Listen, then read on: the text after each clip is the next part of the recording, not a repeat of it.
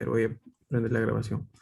Ok, bueno, buenos días con todos y con todas. Gracias por conectarse. Gracias, Gino, por conectarte. Más o menos lo que ya les había estado comentando, lo que tenemos ahora es, dentro de la temática que hay de el estudio de la tradición jurídica del Common Law, darnos un espacio para ir viendo algunas de las cosas que hemos visto en los materiales, en las lecturas y en la conversación que hemos tenido la semana pasada, desde una perspectiva un poco más aplicada, desde una perspectiva más de la propia experiencia y del cómo se ve en la práctica o en la realidad. Y para eso vamos a tener la participación de Gino y también en la segunda parte de un invitado adicional que en un momento les presento. Y bueno, y Gino, como te comenté, este es el curso de Sistema Romano Germánico y Derecho Anglosajón en el que se está haciendo con alumnos de primer ciclo de la facultad un estudio, digamos, un poco más a nivel superficial todavía, no es un curso de historia del derecho o un curso de derecho comparado, pero digamos con la idea de que pueda ser un curso útil para otros cursos y también para la cultura general jurídica de los alumnos respecto de las dos tradiciones jurídicas, al menos occidentales principales, ¿no? El Civil Law y el Common Law. Entonces, en la anterior sesión hemos tenido ya una conversación sobre las características del Common Law, su desarrollo, un poco de su desarrollo histórico, pero lógicamente hay varias cosas que pueden quedar ahí en lo teórico si es que no miramos cómo es que se desenvuelve en el cotidiano, tanto en la práctica como en la propia educación legal, así que creo que en eso va a ser bien útil y para eso creo que para todos va a ser interesante tener una pequeña conversación con Gino. Gino Rivas es profesor de la Facultad de Derecho de la Católica, ¿no? De nuestra facultad, pero además es abogado especialista en temas de derecho privado, de derecho procesal, especialmente de arbitraje, donde ha publicado varias obras y actualmente se encuentra realizando la maestría en Derecho o el Master in Law en la Universidad de Columbia en Nueva York, Estados Unidos. Entonces, no solamente la universidad es una universidad muy prestigiosa, sino que también está actualmente estudiando entonces en la Escuela de Derecho de la Universidad de Columbia.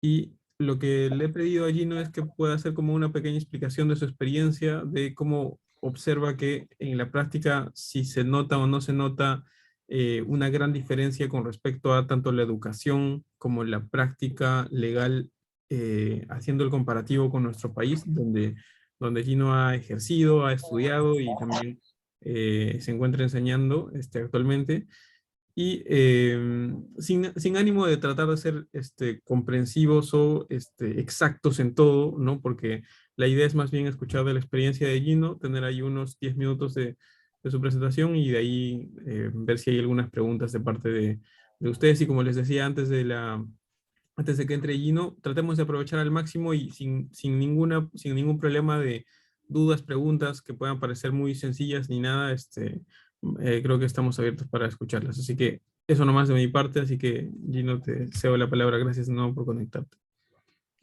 Gracias, José Carlos, en verdad, por la oportunidad. Estoy bien contento porque justo es algo sobre el cual me gusta hablar últimamente, sobre la experiencia de estudiar aquí. Y claro, sé que el tiempo es corto, así que voy a tratar de ir al grano como que al fondo del tema para el cual he sido llamado. A ver, bien simple, ¿sí? Yo estoy estudiando un máster aquí en Estados Unidos, como mencionó Seca. Estoy dando cursos que podrían hasta equipararse en cierto modo a los que llevaban en Perú. Por ejemplo, llevo contratos, igual que ustedes, igual que allá, acá también hay un curso de contratos. Es como que en el nombre todo parece igual, por así decirlo, en ciertas cosas. Pero la enseñanza de derecho es muy distinta a comparación de la forma en cómo aprendemos el derecho en Perú y creo que en los países de tradición de derecho civil. No digo que sea mejor, solo digo que es distinta. Y esta distinción en la forma en cómo se aprende el derecho es una consecuencia lógica del hecho de que en el sistema de common law el derecho se crea, básicamente, se crea de una forma distinta y se aplica de una forma distinta a cómo se realiza en países que tienen la herencia de la tradición del derecho civil. Yo quiero aterrizar esto en un par de puntos porque les voy a ser honesto, yo no soy experto en common law, estoy en realidad cada día para mí aquí es un poco una suerte de reto de aprender y adaptarme y hasta ahora todavía sigo con eso. Pero les voy a tratar de hacer una suerte de relato en primera persona sobre mi experiencia y voy a tratar de sacar un par de ideas que son básicas, centrales, creo, centrales y sobre las cuales creo yo se va a poder entender la diferente forma en cómo se concibe y se hacen hacer o se crean normas jurídicas en este sistema, en el sistema del derecho a los comunes. A ver, miren, la primera cosa que les puedo comentar que tuve como impacto que fue la tremenda relevancia que se le da a la jurisprudencia. Entonces yo en Perú, en realidad, la jurisprudencia siempre, salvo precedentes vinculantes, que es una figura que en cierto modo se asemeja a lo que se trabaja acá, la verdad es que la jurisprudencia nunca ha sido un punto al cual yo le he dado mucha importancia y creo que los abogados en general tampoco. Es decir, que hayan casos en cierto modo que traten o analicen una situación que tú estás discutiendo en un caso por sí mismo, que estás discutiendo tú en un caso nuevo, no implica que ya esté la cuestión zanjada y por lo tanto, o que el juez esté como que tenga que seguir ese caso. Es realidad, el valor que tiene la jurisprudencia en nuestro país es un valor, no sé si estoy siendo acertado con las palabras, pero no es determinante, por así decirlo, para el resultado o el outcome del caso que viene. No lo es. La libertad que tiene el juez en Perú y en los sistemas, y en los países del sistema de derecho civil para apartarse de la jurisprudencia es en realidad la discrecionalidad que tiene en realidad es bastante amplia, ¿no? No hay una suerte de atadura del juez a seguir decisiones anteriores. Y aquí es al contrario, y justamente por eso empezaba con la jurisprudencia. Los cursos y la forma en cómo he empezado a aprender derecho aquí es leyendo decisiones judiciales. Y eso es un poco distinto y difícil para alguien que viene de una tradición de derecho civil, porque mientras que en la tradición de derecho civil, y al menos esa ha sido mi experiencia, yo aprendía con artículos académicos o fragmentos de libros y por lo tanto había alguien que sistematizaba los conceptos, por así decirlo, y los ordenaba dogmática. Aquí en realidad, básicamente, tú lees la jurisprudencia, las decisiones y extraes algunas ideas, porque los jueces no tienen como objetivo hacer un tratado explicando los conceptos concretamente y cómo se ordenan y cómo se organizan. Básicamente, encuentran el punto de discusión y lo tratan de resolver en función a otras ediciones previas. Ahora vamos a ver eso.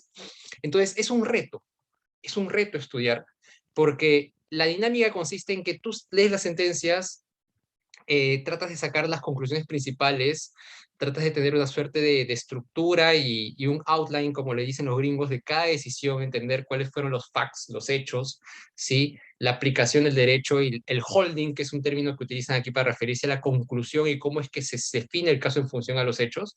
Como que, por ejemplo, ¿sí? Si el ganado de uno de los granjeros rompió la valla, pero la valla en sí misma no hubiera podido soportar ningún tipo de, o sea, la valla en sí misma no estaba en capacidad de repeler al ganado del vecino, entonces la responsabilidad es como que ¿cómo decirlo? O sea, los hechos y todo lo acaecido en el caso está muy, muy, muy pegado y muy como que entrelazado a la conclusión que surge y con la cual se resuelve y se decide el caso. ¿Sí? Sé que esta ha sido una exposición un poco suelta porque se ha hablado de mi experiencia, entonces voy a tratar ahora de que en los minutos que tengo todavía, de darle un poco de orden a esto. ¿Sí? Voy a tratar de explicarlo de una forma más ordenada y estructurada, que es algo importante. A ver, Seca, ¿tú crees que puedo compartir mi pantalla un toque? Sí, a ver, avísame si es que se puede, si no te pongo igual como co-host. Ya está. Genial. Ok, miren, solo quiero compartir dos GPT, ¿sí? Porque creo que con eso es suficiente para explicar lo central y por lo menos lo más básico que yo estoy aprendiendo. El punto principal para estudiar el derecho de common law, en mi opinión, en todo caso, para estar esta suerte de panorama, está en este principio de stare decisis. Es un principio que básicamente obliga a las cortes a seguir las decisiones previas de otras cortes, en términos generales, ¿sí? ¿Y por qué existe este principio en el common law? Hay varias razones y este tema es complejísimo, pero en esencia, esto responde a dos principales razones, por así decirlo. La primera, y la básica está enlazada al principio de igualdad. Se supone que si un caso previo se decidió de una forma específica, los casos siguientes que sean similares o iguales o parecidos tendrían que también resolverse de esa manera, porque de lo contrario se estaría haciendo un trato inequitativo entre el sujeto que tuvo la primera decisión y los sujetos siguientes que, pese a que tuvieron un caso similar, no siguieron no tuvieron una decisión similar. El primer fundamento entonces está en la igualdad. Y el segundo fundamento enlazado a ese primero está en la seguridad jurídica, en la legal certainty. Porque bajo el common law había un temor consistente justamente en que si no establecíamos esa suerte de lineamiento de que los casos sean tratados de forma igual, se abrió una ventana para la arbitrariedad judicial. ¿Sí? Entonces, este factor, esta palabrita, esta frase, ese término, representa todo un mundo en cuanto a cómo se estudia el derecho. Definitivamente. Porque entonces, y aquí llego a la segunda parte, porque entonces, si los casos previos te atan a los casos hacia adelante, es decir, si el juez hoy tiene que seguir los casos previos, eso implica que en esencia las normas jurídicas, acá estoy simplificando, ¿sí? Al final voy a explicar también algunas matizaciones sobre esto. Eso implica que las normas jurídicas son extraídas de la jurisprudencia. Entonces, reglas básicas sobre, por ejemplo, performance, ejecución del contrato, resolución del contrato, entre otros temas clásicos de derecho civil, no están necesariamente, voy a matizar después, ¿sí?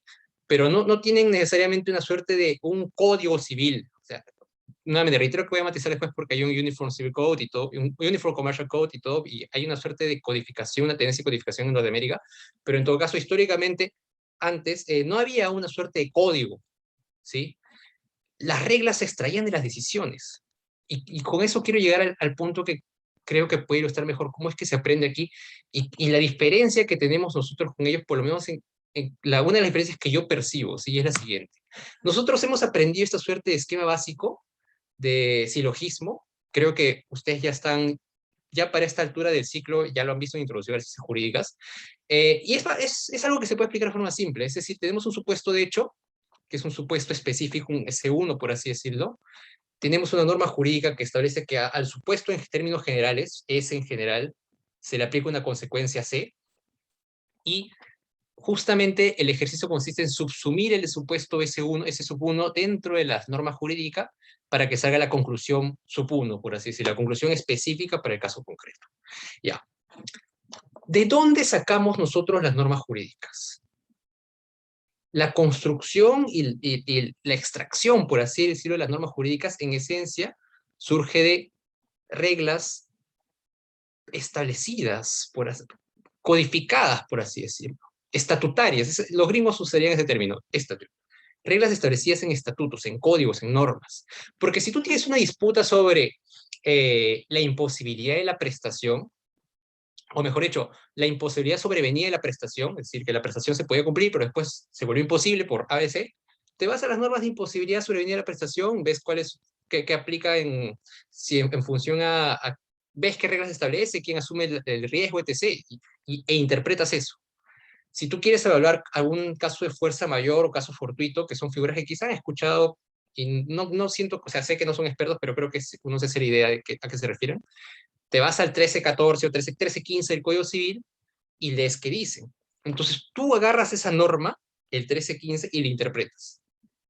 O tú agarras la norma, cualquier cosa, una regla de propiedad, no lo sé, el artículo 949 del Código Civil, o concurrencia de acreedores 1135, no tienen que saber el detalle de las normas. Lo que quiero ilustrar es lo siguiente. Si tú tienes un caso, por ejemplo, de concurrencia de acreedores, te vas a las normas de concurrencia de acreedores de la 1135 del Código Civil. La lees y la interpretas en el caso específico. Y ustedes han visto métodos de interpretación, teleológica, sistemática, literal, a contrario, histórica, sociológica. Entonces tú tienes una norma y la interpretas. Y en todo caso, la elección de la norma es relativamente fácil porque tienes una suerte de cuerpo normativo sobre el cual escoges la norma. Ya. Entonces, ahí hay una gran diferencia, en mi opinión, frente a cómo construye la norma en el common law. Porque en muchas áreas, no en todas, muchas áreas del common law, no hay, o por lo menos no había, ahora ya está cambiando, no hay específicamente un código que te diga la norma sí en términos abstractos. O sea, si el deudor está en posesión de la... Si el deudor incumple con entregar de forma... Perdóneme, si es que no recuerdo la frase, pero si el deudor entrega de forma tardía la prestación o cumple de forma tardía la consecuencia, en abstracto, ya. Eso no existe en muchos temas del common law. Lo que hacen los gringos, y voy a usar ese término, es los gringos construyen las normas en función a la jurisprudencia previa. Es decir, cuando los gringos litigan un caso, ellos recurren a la jurisprudencia que les sirve a cada abogado y sobre la jurisprudencia que tienen construyen esto. Es esto que está en el medio, S y flecha C. Y lo construyes en función a cómo les conviene que esté construido para ganar ese caso.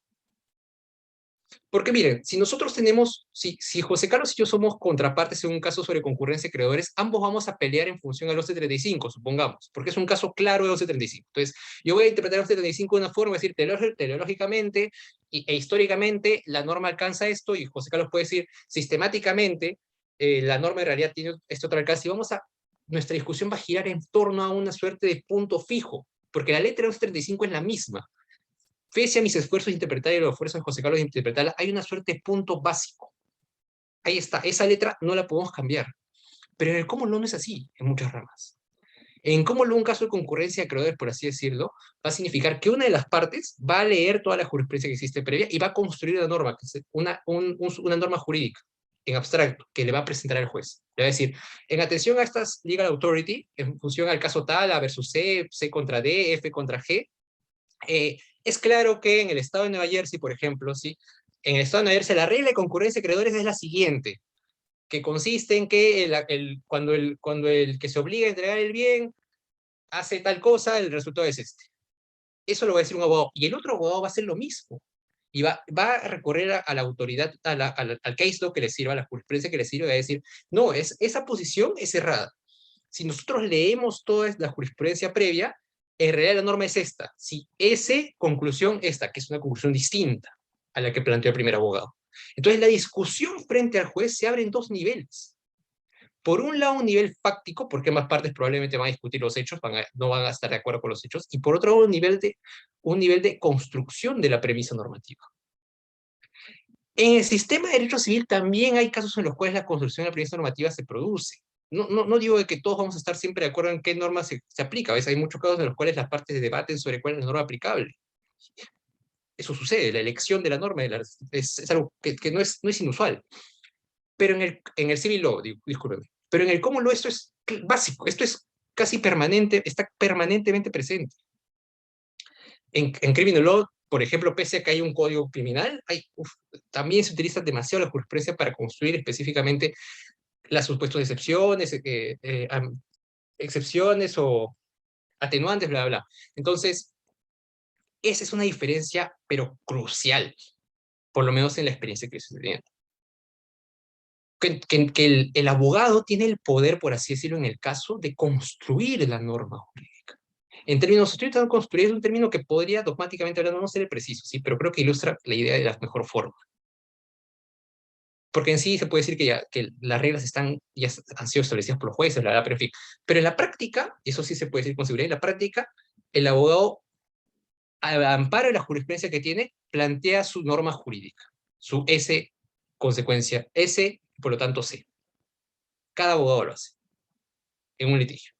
Y entonces, solo para cerrar y reiterando lo central, entonces la discusión es más, tiene más niveles, en cierto sentido se puede decir que es más compleja que una discusión de derecho civil, se puede decir, no es en la práctica no es que haya tanta diferencia, pero para alguien que no está metido no ha estudiado de derecho de los comunes como esto es claramente algo que sorprende. O sea, yo hasta ahora, yo voy acá 3 meses, creo, 3, 4 meses, sigo sorprendido de esto. Y me parece en verdad es que uno aprende mucho aplicando esta suerte de forma de, básicamente aprendiendo a aplicar las normas aquí, ¿sí? Y aprendiendo cómo es que tú litigas un caso aquí. No he litigado aquí todavía, pero por lo menos la clase me da la oportunidad de simular eso, y en verdad es algo muy distinto. Eso, creo que eso es, creo que estoy en 10 minutos, así que nada, en verdad, gracias José Carlos, pero en esencia esa es la experiencia que yo tengo. Perfecto, muchas gracias, Gino. De frente le voy a pasar la posta a los alumnos si quieren levantar la mano y hacer alguna pregunta. De entrada, gracias por poner esto en la diapositiva porque con lo que ahora los alumnos están en este ciclo es introducción a las ciencias jurídicas. Entonces, en lo que están recibiendo entrenamiento es en usar este mecanismo de el supuesto de hecho y consecuencia y cómo las cosas se van subsumiendo en uno y en base a eso sacando las consecuencias jurídicas. Entonces, tener eso como punto de referencia para compararlo con el cómo lo creo que ha sido bien útil, así que gracias por eso. Entonces, vamos de frente con las preguntas. A ver, primero Raúl y luego Rolando. Raúl. Sí, buenos días. A mí me surgió la duda, ya que, por lo que entendí, de los precedentes o quizás de los casos anteriores, se pueden producir normas, o sea, los jurados, los jueces usan esos precedentes para crear normas. Y quería preguntarle si es difícil cambiar el sentido de cómo se viene resolviendo un asunto, o sea, una situación similar, si es fácil o difícil de que un juez diga de que ya esto ya no se va a resolver así. Claro, a ver, tu primera pregunta, sí, o sea, lo que sucede es lo siguiente, es que los jueces crean normas, pero no es que existe una suerte de código creado por jueces. El juez crea norma en cada sentencia que emite, por así decirlo. En todo caso, crea normas cuando, amparándose en casos previos similares, asume un caso distinto, porque no todos los casos son idénticos. Entonces, cuando asume un caso que, si bien tiene ciertas similitudes con casos previos, eh, establece una suerte de conclusión específica para ese caso. Al hacerlo, al plantear eso, está creando una norma que aplica en el caso concreto. Por eso es que la norma y su aplicación están demasiado entrelazadas en el cómo lo, al menos así como lo veo yo. Y por eso es que, y acá te puedo decir algo que me dice mi profesor de contratos, que cómo lo es un derecho de muy, muy dependiente de los hechos. Y siempre dice, casi todas las clases, sepan los hechos del caso. Sepan los hechos del caso, si no saben los hechos del caso, no van a aprender como lo realmente. Porque cada conclusión, o sea, cada sentencia está íntimamente enlazada a los hechos específicos del caso. Si nosotros vamos al Código Civil, al artículo 75, vamos a encontrar una suerte de presentación abstracta de un supuesto en términos, disculpen la redundancia, abstractos. Pero no hay en muchas zonas de cómo hasta hoy no existe eso. No existen normas en abstracto como que si el acreedor en abstracto hace esto, el deudor responde por esto. No. Son casos en los cuales tienes a un sujeto, bueno, el apellido lo cambia, lo que sea, pero es como que tienes un sujeto contra otro sujeto y la conclusión nace en función a los hechos específicos de ese caso. Y tú tratas justamente de abstraer un poco de cada caso, entre comillas, de los que te sirven si es que eres abogado litigante, para construir la regla que crees que se debe aplicar al caso que tú estás defendiendo. Eso es. Y en cuanto a tu segunda pregunta, sí se puede. La institución se llama overruling. ¿Sí? No soy experto ahorita. Hubo una clase en la que explicaron esto y creo que tengo apuntes, pero ahorita no recuerdo bien. Pero en esencia, el overruling es una cosa que se toma con mucho cuidado. Sí, o sea, es difícil. Es difícil que se produzca. Eh, hay como que cierta facilidad cuando el órgano superior, hay cierta facilidad para que un órgano superior haga overruling de decisiones de órganos inferiores, en cierto modo, pero incluso considerando eso en realidad no es algo que sea muy común. Sí, tiene que haber un reasoning. El término reasoning se refiere a motivación. Es interesante también eso, ¿sí? Pero en esencia, motivación se traduciría o se equipararía a reasoning. Ese es el término que usan los gringos, pero reasoning para los gringos es justamente la motivación y también el razonamiento que está vertido en motivación. Pero en esencia, el reasoning, la motivación tiene que ser muy, muy, muy fuerte para justificar un overruling. Esa sería mi respuesta. Gracias, Gino. Justo en la clase anterior también les comentaba a los chicos que, aunque igual a uno, hablando en términos generales en inglés, se puede hacer entender, igual la precisión del lenguaje ayuda mucho y el ejemplo es un buen ejemplo el de reasoning, que quizás uno traduciría motivación directamente como motivation, pero en realidad es un término preciso y así como ese creo que podríamos sacar varios ejemplos de lo que significa ir familiarizándose con un lenguaje específico del lenguaje jurídico, algo con lo cual bueno, los alumnos tienen mucho tiempo todavía para hacerlo, pero que es un buen tip de tenerlo en cuenta. Así que ese es un buen ejemplo. Vamos con Rolando. Sí, yo tengo dos consultas. Uno, con respecto a lo que señalabas de que el Common Law brinda una seguridad jurídica, lo cual me parece un poco me llamó la atención, puesto que justamente en la anterior clase hablábamos sobre ese punto, dado que finalmente podría decirse que uno de los defectos del common law es que no me brinda una seguridad jurídica muy abstracta en el sentido de que no me puedo anticipar a las cosas o no existe un hecho que pueda ser aplicable pues, a todos los supuestos, ¿no? Eso por un lado, ¿no? Y por el otro lado, quería consultarte si consideras que de todos modos fue un choque cultural ir aprendiendo el common law, dado que finalmente cuando uno va aprendiendo derecho, aprendes también una cierta forma de cultura, ya sea por propio de lo que se te brinda en un país de manera determinada, ¿no? Genial, me gustan mucho tus preguntas.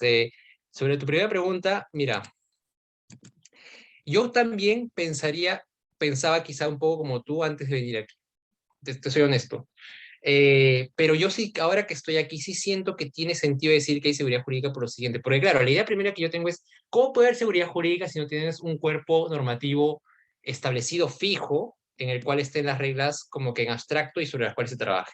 Pero lo cierto es que acá, o sea, el abogado aquí, o sea, y perdóneme por usar un poco un término coloquial, pero qué bestia, cómo es que se les pone una suerte de énfasis y presión en que sepan y tengan bien metido en la mente casi como que memorizados los casos, y sobre los casos ellos pueden decirte cómo funcionan las instituciones. Entonces, cuando tú preguntas a un abogado en civil, a ver, eh, sorry por seguir usando este ejemplo de obligaciones, pero es lo que más he hecho civil, ¿sí? Pero, a ver, ¿cuál es el estándar de falta de diligencia para considerar que hay culpa en ejecución de obligaciones? Y yo te respondería, bueno, el estándar está establecido en el 1314 Código Civil y hay normas específicas que pueden servir en cuanto a, para que también puedo recurrir discúlpeme, hay normas específicas en otros títulos del código que también pueden ser pertinentes para establecer esto, bla, bla, bla. Y esa es la respuesta que te podría dar. Si tú le preguntas algo así a un abogado de common law, lo que te va a decir es, bueno, en esencia, te va a dar una respuesta y si tú le pides una justificación, te va a decir, bueno, esto sale en esencia considerando los casos, no lo sé, en verdad, de Bailey versus West y McCready versus Justin, y también el otro caso importante, dado que están, y claro, todo depende también mucho del estado en el que estás, ¿no? Son casos generales, federales, y bueno, dado que estamos en Oregon, pues hay que considerar no lo sé, Smith versus Rogers. Entonces, hay predictibilidad y efectivamente, aunque parezca gracioso, sí hay seguridad jurídica, porque los temas principales sí están cubiertos por el common law, solo que tienes que aprender esas decisiones. Entonces, hoy es como que hay un trending construido por decisiones sobre decisiones como una escalera, y los abogados aprenden ese trending, esa suerte de tendencia, para los temas principales, para los temas en los que están especializados. Pero claro, así como en Perú, o sea, yo no sé casi nada de derecho administrativo y hay abogados que no van a hacer nada de derecho civil, por ejemplo, aquí, porque están especializados en otra cosa, ¿sí? Pero en esencia, un abogado te puede plantear como que los principales ejes o puntos básicos de los principios y reglas básicos, ¿sí? Eh, eso, tienes una segunda pregunta, pero antes de responderla, lo que quiero responder el comentario de Raúl porque está muy enlazado acá. No me gusta usar la palabra memorista, ¿sí? O sea, en cierto modo es la forma en cómo yo lo percibí, pero sería errado decir que solo se tienen que memorizar. En verdad, es como que, así como a mí me queda ya, como a mí ya después de tanto tiempo ejerciendo derecho, por así decirlo, ya sé como que casi de memoria dónde están los artículos principales del Código Civil para los temas que yo domino, entre comillas, o sea, 13, 14, 13, 15, 75. Así igual, el abogado de Common Law ya casi tiene la memoria de tanto que los ha estudiado, los casos principales en los cuales, los temas que domina. O sea, si tú le quieres decir, ¿cómo se forma un contrato? Porque es lo que estoy aprendiendo. Te dice, Bailey versus West, en New Jersey, ¿no? O, por ejemplo, no sé, ¿sí? Performance, no, fraude. Fraude, me refiero a dolo en la formación de contrato o error. Te va a decir creo que es, no recuerdo el nombre, soy honesto, no tengo tanta buena memoria, pero es lo mismo, o sea, así como nosotros ya después de tanto practicarnos tenemos en la mente algunos artículos que puedo decir porque los vemos siempre, sucede igual con ellos, pero no con artículos, sino con sentencias, con casos. ¿Sí? En el common law, por ejemplo, y en derecho constitucional, algo que sí dominan definitivamente son como que los casos los principales casos en los cuales se interpreta la Constitución de Estados Unidos. Marbury vs. Madison, ¿sí? Entre otros. El Maryland versus no me acuerdo quién cosa, y etc., ¿sí? Ya, ahora sí. Sorry, se me está yendo de tiempo, José Seca, si me avisas. No, La no, otra pregunta, Estamos bien, todavía tenemos 15, 20 minutos, así que, y hay otra exposición luego en la que tal vez, si es que además tú puedes, podemos tener un diálogo, así que tenemos todavía tiempo. Bacán. La otra pregunta que me hiciste era sobre el choque cultural, definitivamente. O sea, para mí sí ha sido un choque cultural. O sea, ¿sabes qué? Algo que me decía José Carlos, y esto lo comentó como que en confianza hace un par de años, cuando yo todavía no venía, él me decía, o sea, trata de estudiar acá, trata de estudiar en Estados Unidos. Hablábamos un poco de detalle y entendía sus ideas, entendía sus razones, pero una vez que estoy aquí me doy cuenta lo acertado que es dar ese consejo. Porque, o sea, hay muchas cosas, ¿sí? Una que puedo decir en este momento es como que he tenido que aprender a desaprender cosas y a entender que muchas ideas que yo tengo como que muy asentadas por la tradición del derecho civil pueden verse de otra forma, de una forma distinta. Y que eso no significa que estén errados ellos. Te doy un ejemplo rápido, ¿sí? La representación es una figura que ustedes van a ver en Derecho Privado 2 y van a ver que en nuestro sistema de derecho civil la representación es un negocio jurídico, ¿sí? Unilateral, unilateral, unilateral. No es un contrato. Si tú dices que la representación es un contrato en un sistema, en un país de sistema de derecho civil, te van a mirar como que estás loco. Pero en el cómo la representación es tratado bajo la etiqueta de agency law y son contratos. Para que tú seas representante de alguien, hay un contrato de por medio. Para un abogado, como no es imposible que yo pueda apoderar a una persona por mi propia voluntad sin que esa otra persona no participe en la formación del contrato. Y para mí, o sea, que yo había estudiado representación en Perú y que traté de escribir algo sobre eso, es como que dije, te deja como que, perdón, perdón, te deja sonso, o sea, porque yo tenía la idea, o sea, en abstracto, que esto es así, tiene un sentido que sea un negocio jurídico unilateral, no tiene sentido que sea un negocio jurídico unilateral un contrato, pero aquí te explican, aquí lo ven de esa forma, y tiene también un sentido. Entonces, quizá una de las principales ventajas que me trae aquí, hay muchísimas, que me está generando estar aquí, es desaprender y a entender que las concepciones y las estructuras dogmáticas que yo he aprendido no son necesariamente las únicas correctas, si es que están correctas, porque también pueden ser criticables. Y que hay muchas otras formas de construir las instituciones que aplican en todos lados del mundo, porque en todos los países del mundo se celebran operaciones de compraventa, en todos los países del mundo la gente se casa, en todos los países del mundo hay agentes, hay representantes. Y cada país puede tratar esas instituciones de forma distinta a la nuestra. Eh, Esa sería mi respuesta a tu segunda pregunta. Y nada, creo que ahora, creo que... Sí, entonces vamos con ahora Marisela, por favor. Primero, buenos días, Gino, profesor, buenos días. Gracias por responder lo que mencionó sobre el choque cultural. También me he preguntado sobre eso, pero mi duda va a esta obligación de basarse en cortes pasadas por esto de el principio de la igualdad. No sé si hay hasta cuántos años antes se pueden ver los casos, si hay una suerte de hasta estos años se tienen que utilizar los casos, o si los casos pasados valen más que los casos actuales, o es una suerte de argumentación. Y también si solo se utilizan los casos de países que se basan en el common law o también en países del civil law. Gracias. Claro, no te preocupes. Respondo la última pregunta de forma rápida, porque es la más parte fácil. Solo utilizan... Hay toda una estructura, pero en esencia aplican las decisiones de las Cortes de Estados Unidos. ¿Sí? Y cada estado le da también valor especialmente a las decisiones de las Cortes de su estado. Es decir, como es un sistema federal, consideran las decisiones de las Cortes federales. Las decisiones de las Cortes federales alcanzan a todos los estados. Y las decisiones del estado son vinculantes para los jueces del estado. Las decisiones de otros estados no son necesariamente vinculantes. Te soy honesto, ellos tienen un término para explicar la fuerza vinculante de las decisiones de otro estado para un estado. Hay un término, una explicación que ahorita no recuerdo, pero ese es a grandes rasgos cómo funciona todo este tema. Ahora, en cuanto a si hay un límite de tiempo, creo que no, porque hasta ahora, por ejemplo, si te puedes a buscar sentencias de la Corte Suprema, vas a encontrar todavía referencias a Marbury y Madison, que es de 1803. 1803, o sea, hace más de 200 años. Y hay muchos temas en los cuales en derecho privado, por así decirlo, en contrato se utilizan en casos de 1880, 1900, primera década de 1900.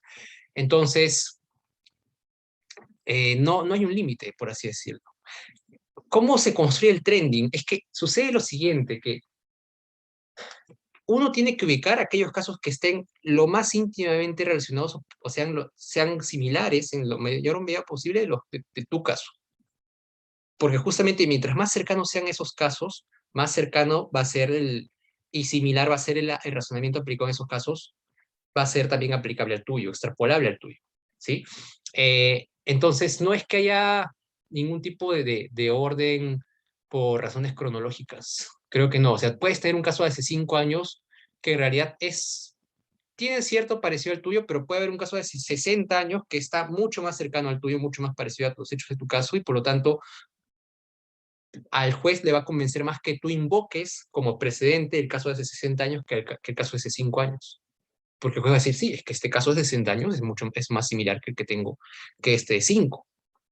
Entonces, le va a generar más convencimiento, por así decirlo. Esa sería mi respuesta. Pero, por ejemplo, en el tema que yo veo, que es temas de propiedad, hay un caso famoso que es un leading case que se llama Pearson versus Post. Ese es un caso que es aplicable hasta el día de hoy, es del año 1805 más o menos, o sea, hace más de 200 años. Pero la regla es, alguien está persiguiendo a un animal, ¿no? Y lo hiere, pero no lo atrapa. Y alguien viene y se coge el animal que habían herido, ¿no? Entonces, la pregunta es, ¿quién debe quedarse con el animal? ¿Quién debe ser el propietario? Entonces, la regla, y al final, digamos, gana el que sí había estado persiguiendo al animal después de herirlo. Entonces, la regla básica de haber hecho un mérito para volverse el propietario es una regla que sigue siendo vigente hasta ahora. No se entiende que hay algún tipo de mérito en quien posee o quien hace algo, quien toma algo para volverse propietario. Entonces, si esa concepción no ha cambiado desde el año 1805 hasta ahora, entonces no hay por qué dejar de usar el caso, ¿no? Mientras que el cambio en la concepción de un tema de las relaciones familiares donde las cosas han evolucionado mucho más, ¿no? Por ejemplo, la relación entre el esposo y la esposa o el reconocimiento de derechos de minorías, que eso de 1800 a ahora ha cambiado diametralmente, ahí probablemente sí los overruling sean más comunes, ¿no? Entonces, ahí está un poco la dinámica, ¿no? A ver, creo que tenía una pregunta Valentina. Sí, ¿qué tal? Yo tenía una consulta, es un poco más sobre cómo son las clases, ¿no? Por ejemplo, no sé, yo ahora si algo veo en común en todas mis clases es que en casi todas las clases partimos de la teoría, ¿no? Y casi todas las lecturas son bastante más teóricas. Por ahí hay alguna que otra que tratan sobre algún caso en específico, de repente también porque estamos en primer ciclo, ya más adelante vendrán lecturas que son más casuísticas. Pero yo tenía una duda sobre cómo eran las clases ahí, ¿no? Si es que llegabas a la clase y el profesor parte de casos para explicar de repente el tema al cual está referido la clase, o si es que el profesor ya llega con la teoría extraída del precedente al cual quiere hacer referencia para desarrollar ese tema que quiere tratar tal día en una clase. Claro, te entiendo totalmente. Mira, creo que lo mejor voy a explicarlo es cómo lo viví, ¿sí? Empecé clases una semana antes, me mandaron como que un sílabo con lecturas y todo, y ordenado por temas, y la primera clase para la primera clase tenía que leer una sentencia, justamente Bailey versus West, que es un punto de partida para entender la definición del contrato, y un pequeño texto de doctrina. Entonces yo leí la sentencia así como era en Perú, al toque, así leí, traté de sacarlo primero y más bien me centré en el texto dogmático que explicaba un poco como que en términos abstractos la institución. ¿Sí? El profesor llegó a clase, se presentó, saludó y dijo, ok, Bailey versus West. We're going to start with the facts. Y aquí también aprovecho para responder tu pregunta cómo se enseña y llamó a una persona. El sistema, y eso sí te informa con el tiempo, el sistema que se utiliza muchísimo aquí es el sistema de cold calling. ¿Sí? Básicamente llaman a cualquier estudiante y le piden que responda preguntas. Entonces llamó a alguien, y la persona estaba, levantó la mano y el profesor le empezó a hacer preguntas sobre los hechos. Ya, cuéntame qué sucedió en este caso. esa primera persona recuerdo que sí había leído más o menos bien porque explicó, y yo sentía que lo había explicado bien, pero el profesor le dijo, no estás manejando con suficiente detalle los hechos.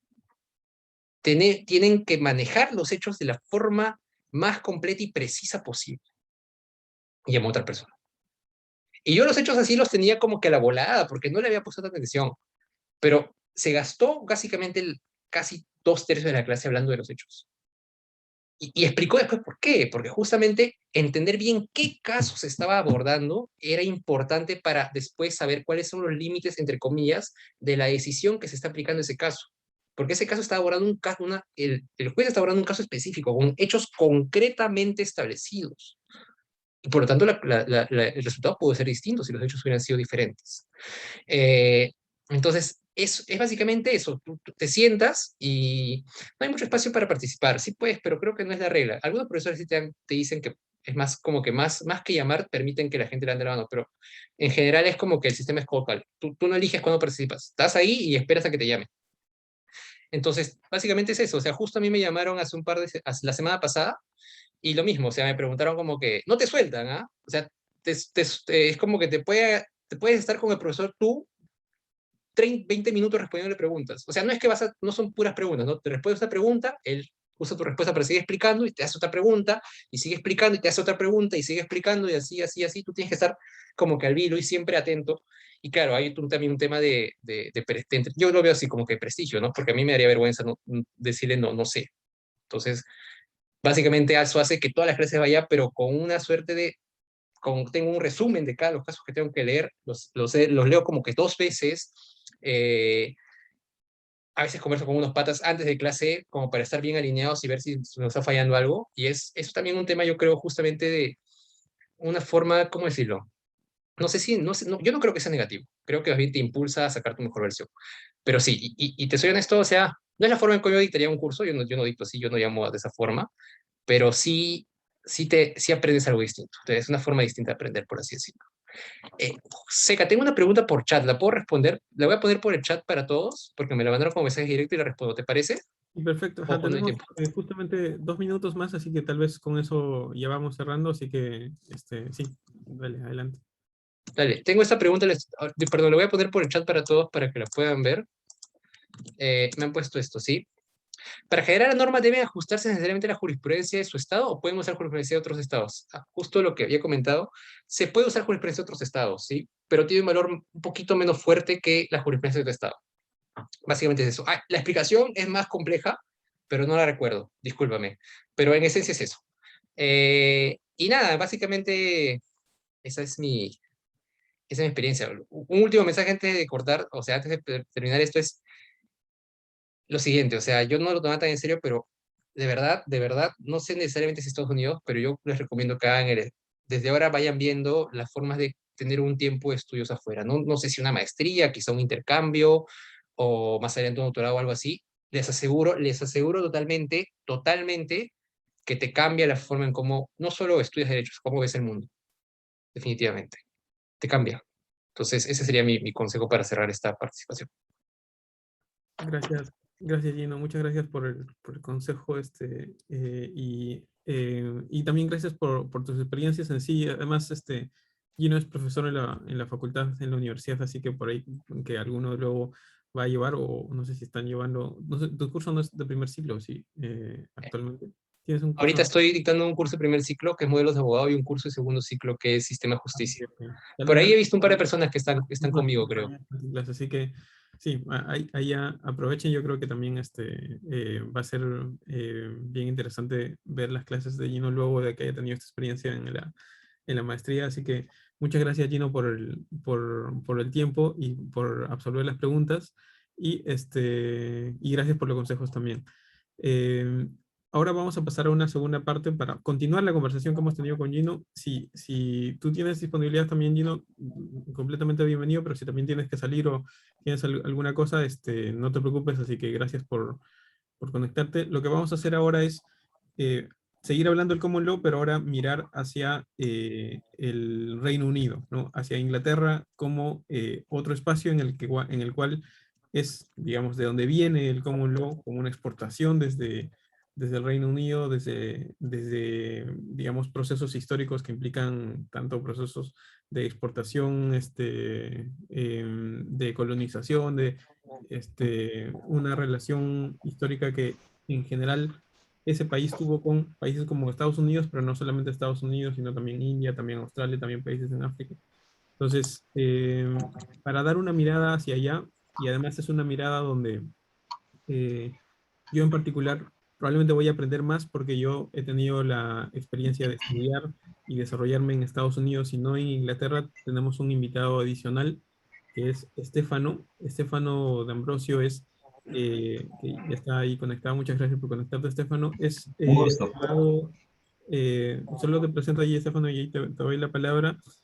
Es abogado de nuestra universidad también, de la Universidad Católica, y es donde nos conocimos con Estefano, y Estefano tuvo la experiencia de graduarse, estudiar y luego trabajar y ejercer la profesión de abogado en Perú por un tiempo, y luego estudiar en el Reino Unido, en la Universidad de Dundee, donde hizo su maestría en Escocia, que es como saben parte de Gran Bretaña. Y luego de eso, Estefano, a través de un proceso largo y complicado, que imagino que a veces ella nos contará un poco, tiene algo que no es tan sencillo de conseguir, tanto en Inglaterra, en Estados Unidos, como en cualquier país, que es conseguir la calificación para ejercer como abogado en el país. El 95% de las personas que van a hacer la maestría en el extranjero, van a hacer la maestría, tienen la experiencia de tener esos estudios para luego volver a ejercer en su respectivo país, ¿no? Mientras que lo que ha hecho ahora Estefano es probablemente una de las cosas más retadoras, y ahora está ejerciendo como abogado, como parte de una firma legal en Gran Bretaña. Entonces, parte de eso, tal vez haciendo un poquito más de énfasis en su experiencia más reciente ejerciendo en un ámbito del common law, va a ser interesante de escuchar. Así que, como en el caso de Gino, vamos a tener unos 10 minutos para que nos pueda comentar algunas cosas de su experiencia, Estefano, y luego abrirlo a preguntas de acá hasta las 9 de la mañana que tenemos. Así que tenemos más o menos 45 minutos para ello. Así que, Estefano, te doy la palabra y de nuevo gracias por conectarte. No, a ti muchas gracias más bien por la oportunidad de poder conversar un poco sobre mi experiencia, y bueno, es un gusto tener a los alumnos hoy día que pueden participar en esto. Bueno, como un pequeño paréntesis, yo me acuerdo que cuando era estudiante a mí me encantaba cuando venían los invitados a hablar, porque eso nunca viene en el examen. Entonces, se podía usar el tiempo para otras cosas que no sea prestar la atención al invitado. Pero les cuento un tema. Cuando yo estaba haciendo mi posgrado en Perú, vino un tipo de la Unión Europea que su maestría estaba trabajando ahí, nos explicó cómo funcionaban todas las instituciones, cómo funcionaban las directivas, las principales normas, y yo pensaba, pucha, ¿eso cuándo me va a servir a mí? Y yo puedo trabajar en Perú. Y 10 años después estoy acá aplicando temas del Reino Unido, aplicando temas de la Unión Europea. Así que, pequeño consejo, no tienen que memorizar nada de lo que yo vaya a decir, pero tal vez les puede servir. Así que vamos a comenzar con la explicación de los temas de Inglaterra. Si bien ya saben un poco de mi experiencia, voy a ir paso a paso para indicarles cómo fue mi trayectoria profesional. Yo soy ex alumno de la Cato, yo comencé en el 2006 y terminé en el 2012, y me especialicé en temas ambientales. Ahora he trabajado en Perú desde que era practicante en el 2010 hasta el 2017, que ese año fue que me fui a hacer mi maestría a Reino Unido, que fue en la Universidad de Dundee, y ahí fue donde decidí que quería quedarme a vivir y trabajar por Reino Unido. Ahora, no era que solo podía quedarme con mi pasaporte peruano, yo tenía la suerte de que tenía un ascendiente italiano y saqué el pasaporte italiano que me da la residencia. Ese fue como que el primer paso de todo lo que tenía que hacer para poder trabajar para acá. El segundo gran paso es el examen que ya mencionó su profesor. En Reino Unido hay una ventaja. Hay un examen que se llama el Qualified Lawyers Transfer Scheme, el QLTS, que lo que permite es a abogados de diferentes partes del mundo les da la posibilidad de calificar en Reino Unido si es que pasan los dos exámenes, que básicamente es un examen de memoria, es un multiple choice test, y luego otro examen de habilidades, que sería, por ejemplo, escribir una demanda o escribir escritos judiciales y entrevistar a un cliente, obviamente en inglés, recopilar los datos y dar una información provisional. Esas clases de habilidades son las que se toman en el QLTS. Ahora, ese era el examen que yo tenía en ese entonces. En la actualidad ha cambiado el sistema. Ahora lo que existe es algo llamado el Solicitors Qualifying Examination, que es un poco distinto. Les puedo explicar después más sobre eso, pero la lógica es la misma. Un abogado calificado en Perú y en muchos otros países que tiene un poco de experiencia trabajando puede dar estos exámenes y trabajar en Reino Unido una vez que pasa los exámenes. Ahora, yo di mi primer examen en enero del año pasado, el segundo en noviembre, y mis resultados demoraron hasta marzo recién. Es por eso que yo he calificado como solicitor, que después les voy a explicar la diferencia entre solicitor y barrister que tenemos acá en Reino Unido. He calificado como solicitor en abril y después de eso conseguí trabajo en una firma nacional que se llama Irwin Mitchell, que ya pueden ver que estoy haciéndole publicidad por acá con mi background.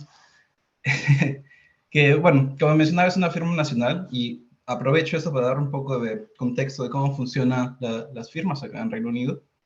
Hay diferentes escalas de firmas.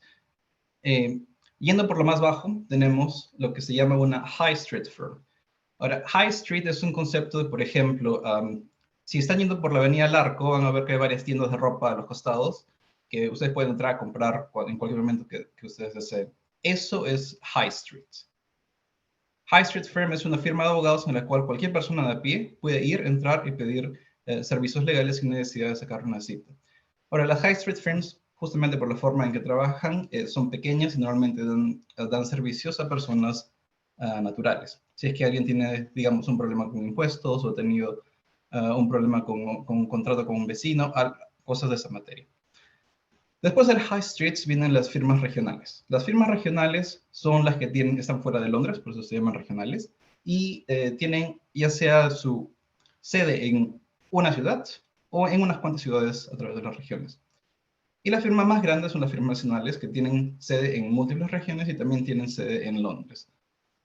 Y finalmente, otra forma de firma que se está haciendo relativamente más popular en Reino Unido son las firmas internacionales, que principalmente son firmas de Estados Unidos que se vienen a expandir por acá para Reino Unido.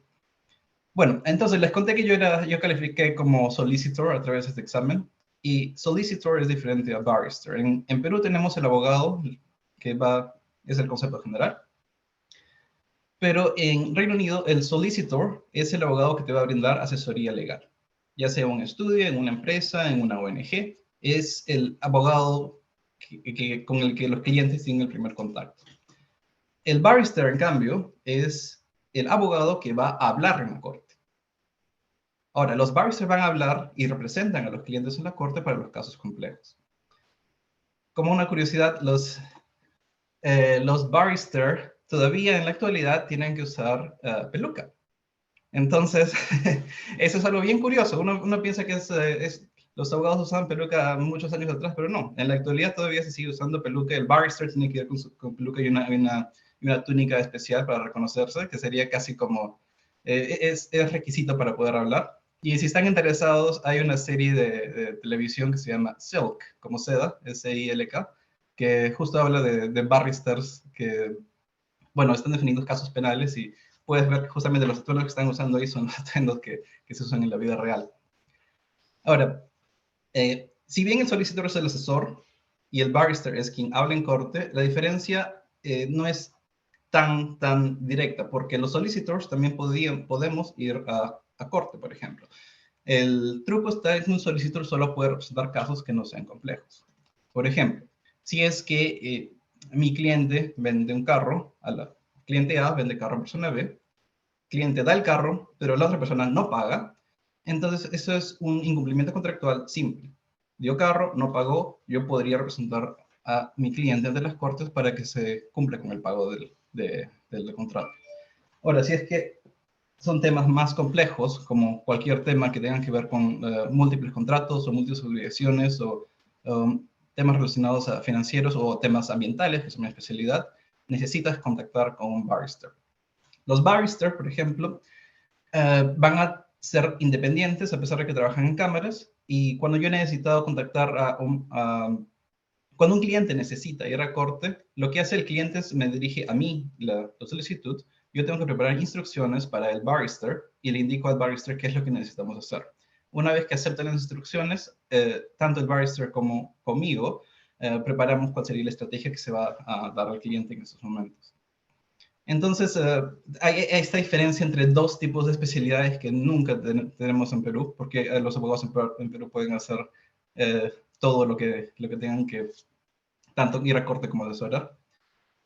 Y bueno, hablando de Perú, también, en Perú tenemos el Colegio de Abogados. Yo estoy registrado en el Colegio de Abogados de Lima, pero yo me registré como que 2 años después de terminar mi carrera de bachiller.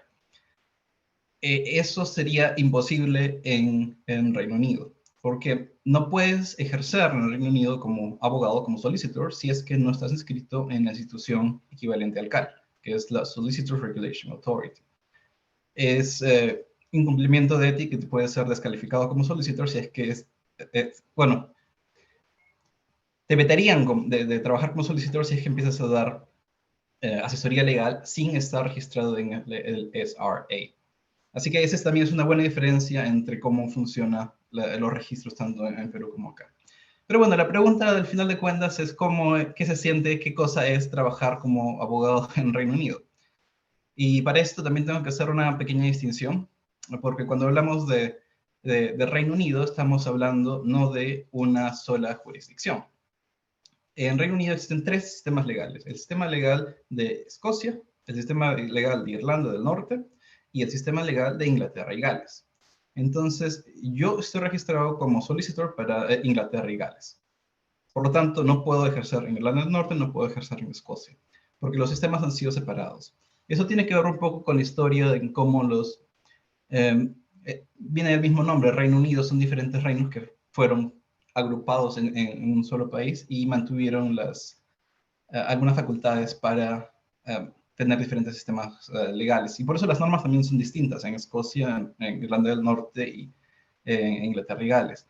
Ahora, desde Londres, el Parlamento, es donde se emiten las normas y pueden ser, si bien Inglaterra puede emitir normas que son aplicables para todo el país, Escocia y Irlanda del Norte, existen, así como tenemos el proceso de descentralización en Perú, también existe un tipo de descentralización respecto a las materias que pueden ser reguladas en Escocia y en Irlanda del Norte. Pero bueno, eso es el punto un poco de lado, pero yo soy abogado en Inglaterra y Gales. Ahora, ¿cómo es el trabajo? Y para mí, si soy completamente honesto, el sistema, cómo uno trabaja, cómo es abogado, es el mismo.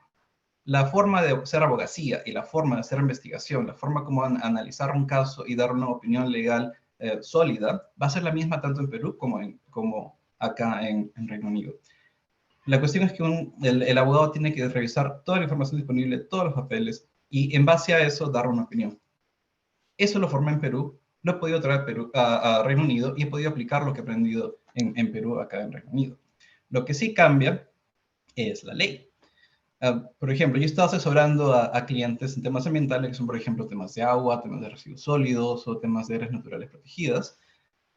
Y acá estoy viendo los mismos temas. Ese mismo análisis, lo que cambia es la ley. Y ahora, la ley, hay 2 niveles de complejidad, porque cuando hablamos de leyes en Perú tenemos muchos códigos. El Código Civil es el más conocido, y todos deben tener un Código Civil en algún momento, que es un volcón de papel que lo teníamos que cargar a todos lados durante los estudios. Las leyes en Reino Unido no suelen ser tan detalladas. Ahora, esos son los statutes generados por el Parlamento. De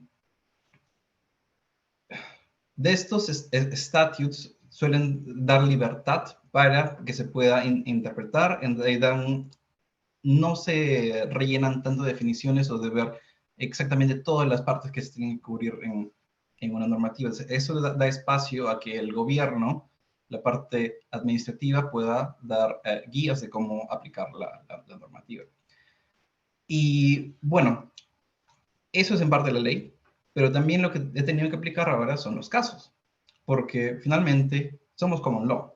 Si bien el sistema inglés comenzó como en base a las resoluciones de las cortes, y ahora está en ley, también todavía se siguen aplicando los casos. Para dar una respuesta completa, lo que necesito hacer es una investigación de cuál es la situación actual en cierta materia en base a lo que han dicho las cortes.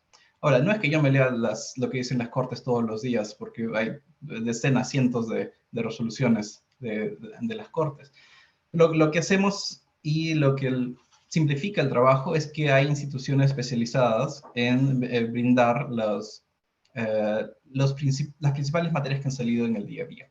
Entonces, prácticamente, si en Perú nos mantenemos actualizados revisando el diario del peruano y viendo la actualización de normas diarias, en Reino Unido la forma de actualizar recibiendo las noticias que recibimos de estas instituciones. Y también tenemos el uso de la tecnología, que si bien en Perú usamos el SPIG, el Sistema Peruano de Información Jurídica, que no sé si muchos habrán tenido la oportunidad de revisarlo. Yo definitivamente no lo pude revisar en primer año, pero lo usé de ahí todos los días cuando yo estaba trabajando. En el SPIG tú tienes acceso a las normas, pero únicamente las normas y puedes buscar lo actualizado. En Reino Unido, en cambio, tenemos acceso a dos plataformas que son, bueno, hay varias más, pero las más famosas son LexisNexis y Westlaw, que en ellas, además de buscar la normativa, también puedes buscar los casos en base a palabras claves. Entonces, eso es la herramienta que utilizamos en el día a día, al igual que usábamos el SPIG en Perú. Pero como decía, en mi experiencia, trabajar en Reino Unido, trabajar en Perú, ha sido bastante similar. Igual tengo que hacer muchos casos de due diligence, que es revisión de si es que una empresa que está siendo comprada por otra empresa tiene o no tiene problemas ambientales. La forma de trabajar es la misma.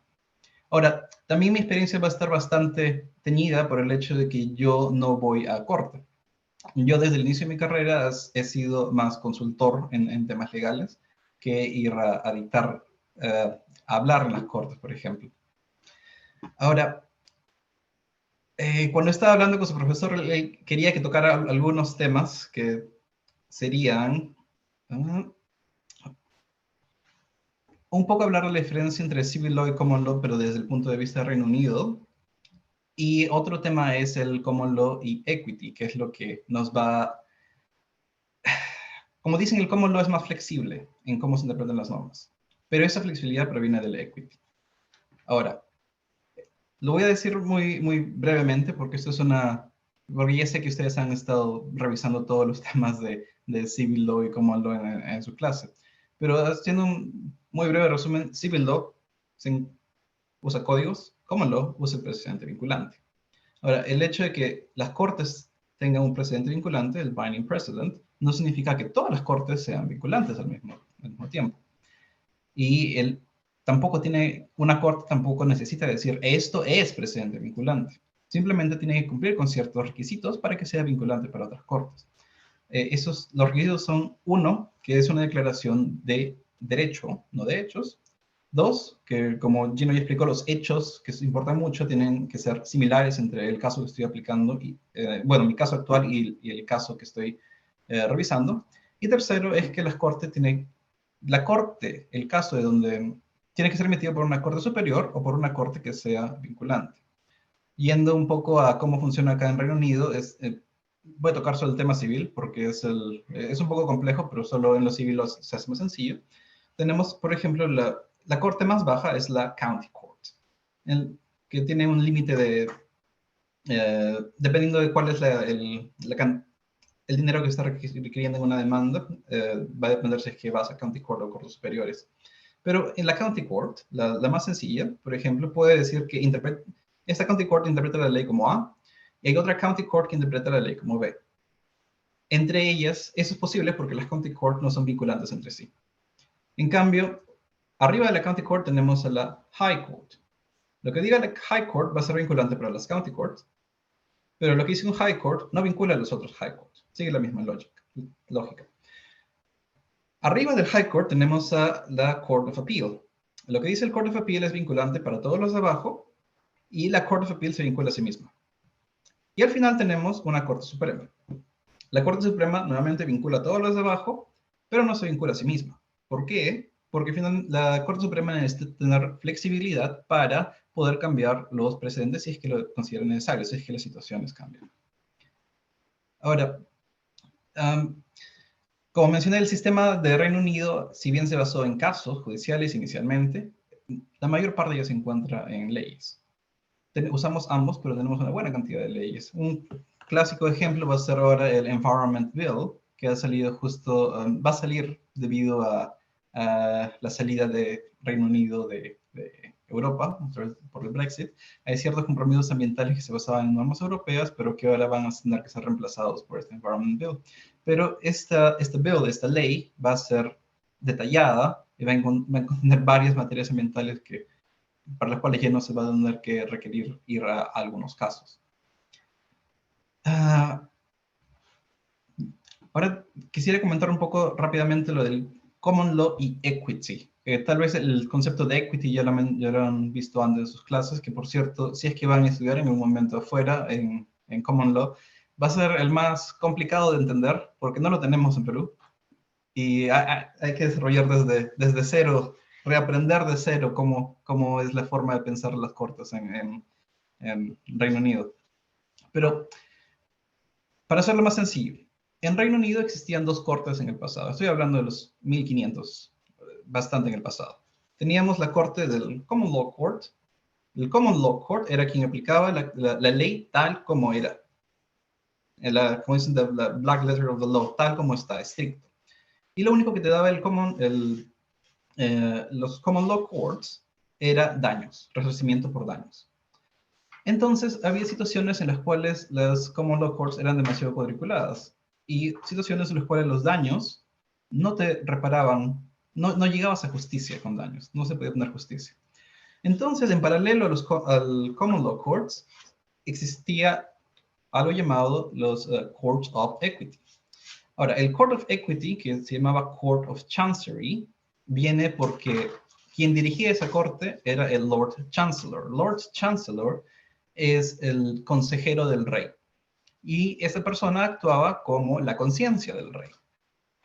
Entonces, una persona que consideraba que no iba a ser resarcido en los Common Law Courts, podía ir al consejero del rey, en el Court of Chancery, para solicitar que el Lord Chancellor dé una sentencia, no basado en la ley, pero basado en lo que esta persona consideraba justo.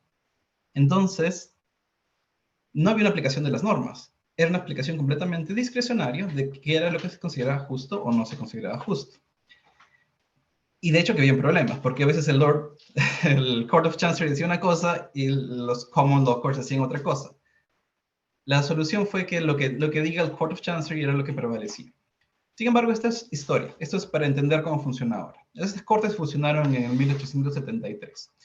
Lo que queda es que los principios se mantuvieron. Si es que una persona, hasta la actualidad, si es que una persona requiere buscar un remedio a través de Common Law, lo tiene que hacer cumpliendo los principios del Common Law. Si quiere solicitar un remedio en base a Equity, tiene que hacerlo siguiendo los principios de Equity. Que, para no entrar en mucho detalle, si quieres solicitar algo en base a Equity, tienes que primero tener un derecho, ya sea legal o en Equity.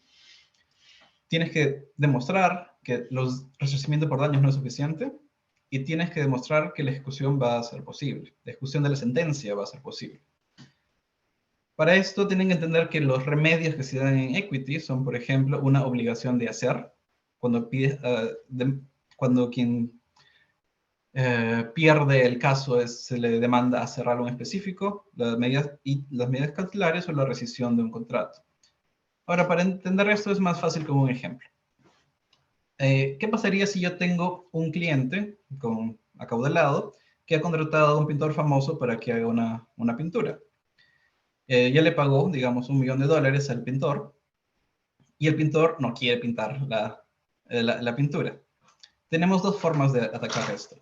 Si usamos los remedios del Common Law, las cortes del Common Law, podríamos pedir primero la devolución del dinero y segundo, resarcimiento por los daños causados.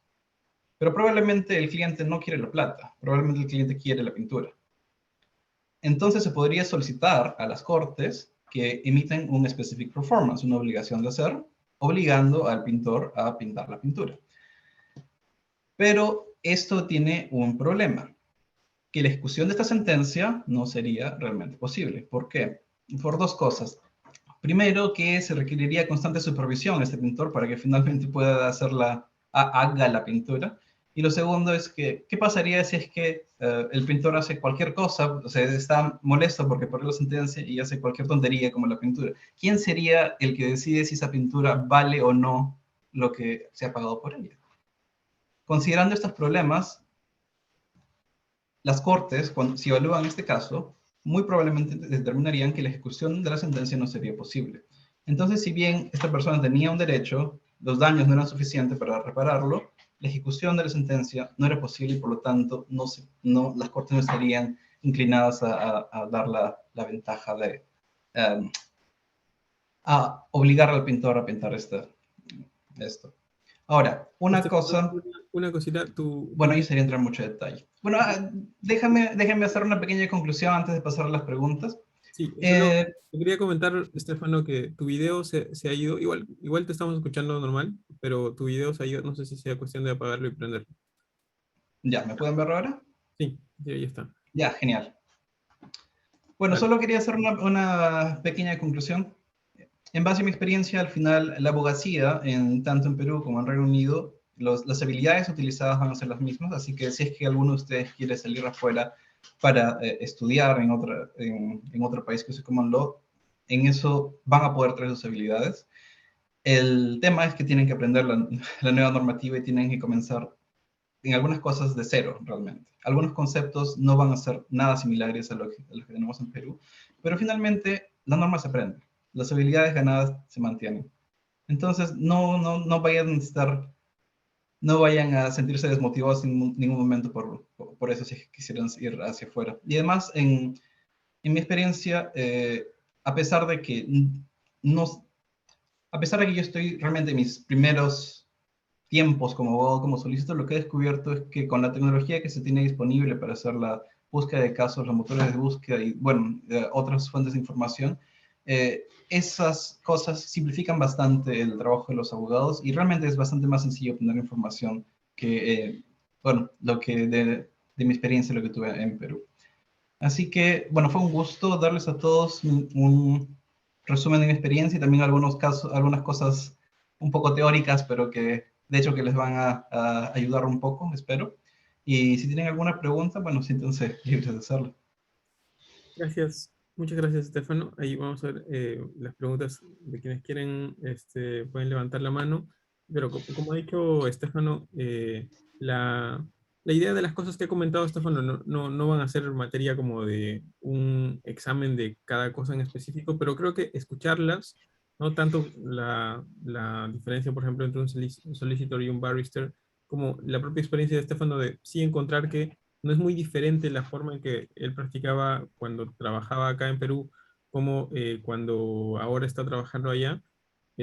Es bien útil para tener una idea de lo que significa ejercer en otro lugar, pero también ejercer al final la misma profesión y la consultoría de clientes en el ámbito privado. Así que creo que es súper útil, así que muchas gracias, Estefano. No sé si hay alguna pregunta, duda, comentario o, o duda que alguien quiera comentar, sino para yo tal vez yo también les puedo, mientras va levantando la mano o comentando a alguien, quizás ese puede ser un tema que hacía un momento Gino había mencionado y había sugerido y que creo que con la exposición de Estefano queda claro y es algo de lo cual seguramente vamos a hablar en las siguientes semanas, que es no es solamente teórico hablar de la distinción entre las tradiciones legales, porque más bien en la práctica hay es mucho más común lo mezclado que están, ¿no? Y creo que lo que ha mencionado Estefano, no sé si en tu caso, Estefano, tal vez esté en algo influenciado porque tu práctica es en temas de ambiental, donde hay más de derecho público, ¿no? Y donde tal vez haya más de normas, más de estatutos, pero lo que ha mencionado Estefano es que es una conjugación entre mirar las normas que hay aplicables al tema y los casos, ¿no? Cosa que, por cierto, en Perú, cuando los que estamos ahora en esta llamada ejerzan en Perú, también va a ser así. Uno revisa, en teoría, el Código Civil, pero poco a poco en Perú han ido dándose plenos casatorios, precedentes vinculantes del Tribunal Constitucional, que han hecho que la práctica de los abogados sea una conjugación de códigos, pero también de cierta jurisprudencia. Entonces, eso creo que ya Gino lo había adelantado un poco, pero ahora Estefano también lo ha confirmado. Es quizás una de las lecciones importantes aquí, ¿no? Es una conjugación de ambos tipos de derecho, voy a decirlo de esa manera, el que al final uno va a tener más que sistemas puros, en cierto sentido, ¿no? Ahí creo que Valentina tenía una pregunta. A ver. Sí, ¿qué tal? Yo tenía una pregunta sobre los solicitors y los barristers. Tenía una pregunta más que nada, si bien se ha explicado cuál es la diferencia en la práctica entre ambas especialidades, ¿hay alguna diferencia en qué debe de estudiar cada uno, o ambos estudian lo mismo y la diferencia va en el título que cada uno adquiere? Ya, bueno, para comenzar, disculpen si es que escuché tu pregunta, pero no pude escuchar lo que estaba diciendo Seca, porque mi internet se cayó, por eso es que terminé. Ya, Estefano, creo que otra vez ahorita se ha cortado.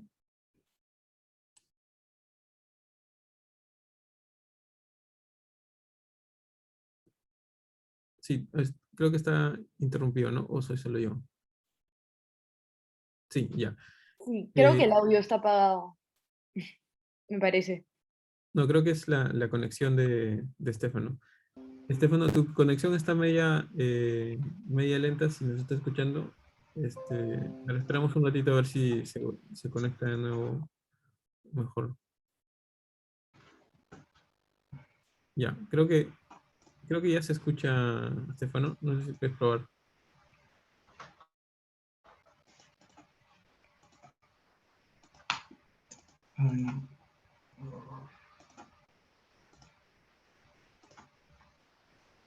Ya, estamos escuchando tu sonido de fondo, Estefano, así que tal vez ya ha regresado. Tal vez puedes probar.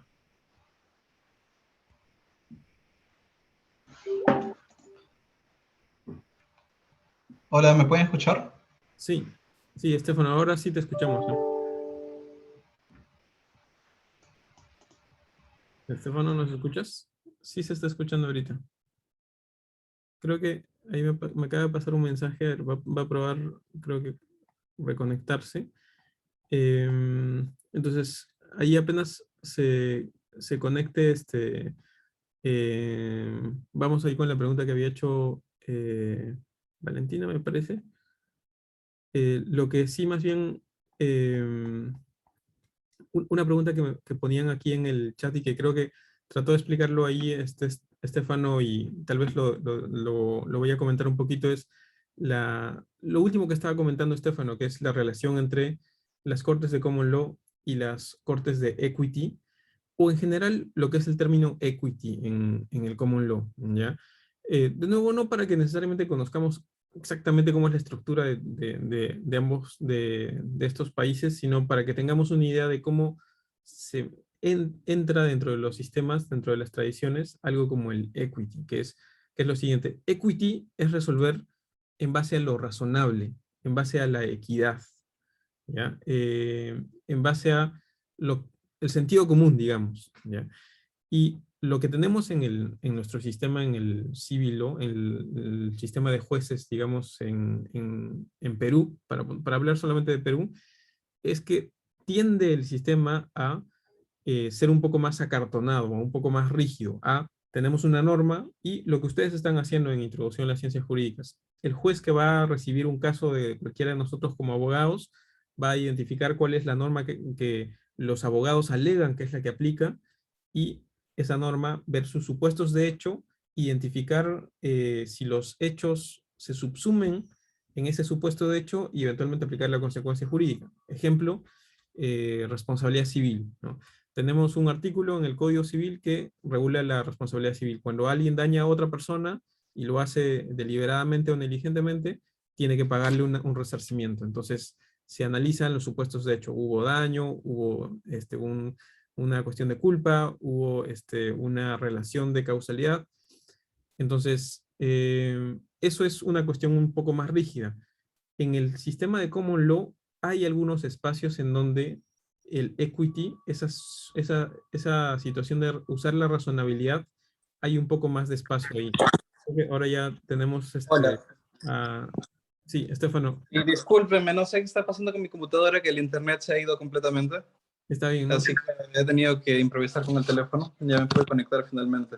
No te preocupes. Si quieres terminar con esa consulta que te hicieron, la última, lo que no llegaste a escuchar era solamente un comentario general de que en el Common Law en realidad no es que sea absolutamente solamente casos, sino con lo que comentaste, ha quedado claro que hay una combinación de casos, estatutos, leyes, como también lo hay en el caso del Civil Law. Entonces, sistemas puros en sí mismos no hay, ¿no? Ese era el único comentario. Exacto. Eh, Bueno, la única pregunta que escuché al final era respecto a los solicitors barrister, y sí, tienen dos estudios diferentes. Ahora, es un poquito complejo, pero voy a hablar de la forma regular de cómo entra cada uno, cómo cada uno consigue su profesión. En ambos casos parten de la misma base. Necesitas hacer tu estudio de bachiller en temas legales. Ahora, una vez que terminas esos estudios de bachiller, que te va a durar en promedio 4 años, los solicitors toman una vía, los barristers otra vía. Para los solicitors, lo que tenemos que hacer es tomar el Legal Practice Course, que dura 1 año del Legal Practice Course, y una vez que lo pasas, estás autorizado para buscar un training contract, que prácticamente sería como un trabajo de practicante profesional. Entonces, para solicitors bachiller, LPC y 2 años de prácticas profesionales, que son los requisitos. Una vez que pasas tus 2 años de prácticas profesionales, te puedes registrar en el Solicitor Regulation Authority como un Newly Qualified Solicitor, que esa es la ruta regular. Ahora, para los barristers, comienzas con los estudios de bachiller, pero luego tienes que ir a tomar un curso. Ellos no toman el LPC, lo que hacen es el Bar Professional Training Course, que es similar al LPC porque también dura 1 año. Y después de tomar este curso de barristers, tienen que hacer 1 año de pupillage, que básicamente van a conseguir a un barrister senior y lo van a acompañar en todas sus funciones por el plazo de 1 año. Una vez que terminen con este entrenamiento, se pueden registrar como un junior barrister. Ahora, decía que era un poco más complejo porque los solicitors, para ser solicitor, tú podrías comenzar una carrera como en algo que no sea de derecho, y después hay un examen muy, muy separado de lo que yo he hecho, un examen para redirigir tu carrera de derecho, pero eso es mucho detalle. Y ahora, la otra forma de ser solicitor es tomando lo que la forma que yo tomé con el QLTS, ahora llamado SQE. Pero la ventaja que yo tuve con mi examen, con el QLTS, es que yo pasé inmediatamente a ser un Newly Qualified Solicitor. Con el SQE, que es el que aplica ahora, no eres Newly Qualified Solicitor, sino te da el derecho a iniciar los años de entrenamiento. Entonces, cualquiera que tome el examen ahora va a tener de todas maneras que hacer 2 años de training contract, que son, como decía, las prácticas profesionales por 2 años. Y una duda, aprovechando de eso, Estefano, en los estudios legales, entonces, sí hay estudios de pregrado en Derecho, entonces. Sí, hay estudios de pregrado en Derecho. Ya, ok. Que no es la única vía, pero es la vía más común. Interesante. Cosa que, por ejemplo, es distinta al sistema estadounidense, ¿no? Donde en Estados Unidos uno no estudia nunca derecho como pregrado, siempre es un posgrado, ¿no? Que se llama el Juris Doctor, que lo hace gente que ha venido de estudiar cualquier otra cosa, ¿no? Economía, historia, sociología, etcétera, ¿no? Interesante. No sé si hay, tenemos todavía 5 minutos finales, así que si hay alguna pregunta, duda, creo que alguien más había levantado la mano. Para Estefano, o algún comentario que alguien tenga, ahí Rolando, a ver. Sí, yo quería, me llamó la atención lo que mencionaste de que ahí no todas las cortes establecen un precedente vinculante, ¿no? Tienen como requisitos. Entonces, yo quisiera saber si entonces no es tan diferente más o menos como lo que sea en el Perú, ¿no? O por lo menos un Perú 2021, ¿no? Si bien hay requisitos también para establecer un precedente vinculante, pero finalmente pues no toda la jurisprudencia o las sentencias que se emitan pues va a tener ello, ¿no? Entonces, ¿son similares o hay algo sustancialmente diferente? Bueno, al final va a depender del caso que estás evaluando. Por ejemplo, si es que en mi caso yo sé que lo voy a llevar a una High Court, entonces no tendría ningún sentido que me vaya a revisar los precedentes que, bueno, lo que ya han dicho las County Courts o lo que ya ha dicho otra High Court, porque finalmente no va a servir para convencer al juez. En ese caso tendría que irme a la Corte de Apelaciones y buscar qué es lo que han dicho. Ahora, van a haber muchos casos en los cuales simplemente no hay nada, no se ha dicho nada respecto a ese caso en específico, entonces ahí toca argumentar cuál es la respuesta y va a ser una cuestión del juez de determinar esta nueva pregunta. Pero en ese sentido se va a parecer, en tanto que las cortes superiores son las que van a ser vinculantes, se va a parecer a lo que tenemos en Perú. Pero como decía, una buena diferencia es que en Perú no tienes que decir que algo es precedente vinculante normalmente. Pero en Reino Unido no tienes que especificarlo como precedente vinculante, siempre y cuando se cumplan con los requisitos que ya mencioné. Cualquier sentencia puede ser vinculante dependiendo del caso concreto en el que se está mirando.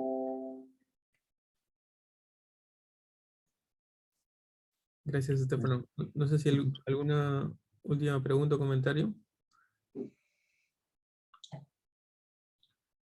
Creo que, y una cosa que ha salido tanto en la exposición de Gino como de Estefano, lo que hay, y de nuevo, hablando no de sistemas puros, sino de una complejidad de cosas, es un énfasis más en un caso, en el caso del civil, en estatutos, en normas preestablecidas, ¿no? Mientras que en el otro, en un cierto énfasis en los casos, y eso hace que, y tal vez ahí está un poco de la lección que hay al momento de comparar cosas, que cuando ustedes en este ciclo, y este es un curso que hay desde que Estefano y yo éramos estudiantes, en este ciclo están llevando introducción a las ciencias jurídicas y estudiamos la norma jurídica como tal, ¿no? Como lo mencionó también Gino. Ese es un estudio bien específico del sistema en el cual tenemos nosotros una norma preestablecida que empezamos a trabajar con ella o a interpretarla o a ver los hechos en base a esa norma. Pero teniendo otro sistema en el cual no se trabaja con ese esquema e igual se habla de un sistema jurídico, eso es algo que ya de por sí nos pregunta o nos genera la curiosidad de lo que mencionaba Gino más temprano, que es, entonces, ¿qué es el derecho? Si el derecho no es una norma jurídica, ¿qué es entonces el derecho? El derecho son esos mandatos, son esas reglas que entonces la gente cumple, más allá de que esas reglas vengan o de jurisprudencia y no necesariamente de una norma preestablecida a través de un proceso legislativo, ¿no? Ese es un poco de lo que creo que nos genera como la curiosidad de discutir, que lo haremos en las siguientes sesiones, las exposiciones que han hecho Gino y Estefano. Y lo otro es que sabiendo eso, ya lo que ya en la práctica habrá, y eso es un poco también lo que hemos escuchado ahora, es que cuando uno ejerce la profesión y uno empieza a aplicar casos en el caso del common law, de lo que uno se aplica, de lo que uno se ocupa en realidad, entonces no es tanto solamente de conocer los estatutos, sino empezar a argumentar respecto de la similitud de los casos. ¿Este caso se parece o no se parece a un caso anterior?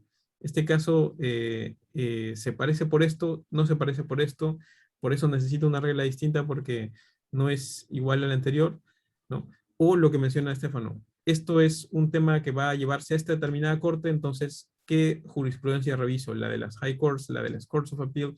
Entonces, ese tipo de cuestiones de qué cosa reviso son las que muestran cómo en la práctica son cosas distintas a las que quizás nosotros revisaríamos en cuanto a revisar similitudes de casos, revisar harto la cuestión fáctica de un caso, revisar cuál es la corte o qué instancias van a estar involucradas, ¿no? Lo cual da una muestra, digamos, no tal vez comprensiva de todo lo que uno tendrá, pero una muestra de cómo es la práctica tal vez en otras familias jurídicas. Así que creo que eso ha sido una muestra, un pincelazo grande que nos han dado en las exposiciones ahora y creo que es útil tomarlo como una referencia. Ya estamos con la hora, así que más bien, creo yo, más bien yo ya con con los chicos en las siguientes sesiones hablaremos de esto. Vamos a pasar nosotros a ver el Civil Law, pero seguramente vamos a seguir estas discusiones de todos modos. Pero nada más ahora agradecerles, Gino, Estefano, por su tiempo, por absorber las preguntas y bueno, la mejor de las suertes igual con los proyectos académicos y profesionales que están teniendo por allá. Así que muchas gracias. Sí, gracias por invitarnos. Fue un gusto. Listo. Gracias, Eka, gracias por invitarnos. Hasta pronto, cuídense todos y todas. Nos vemos. Gracias. Nos vemos. Chao, chao.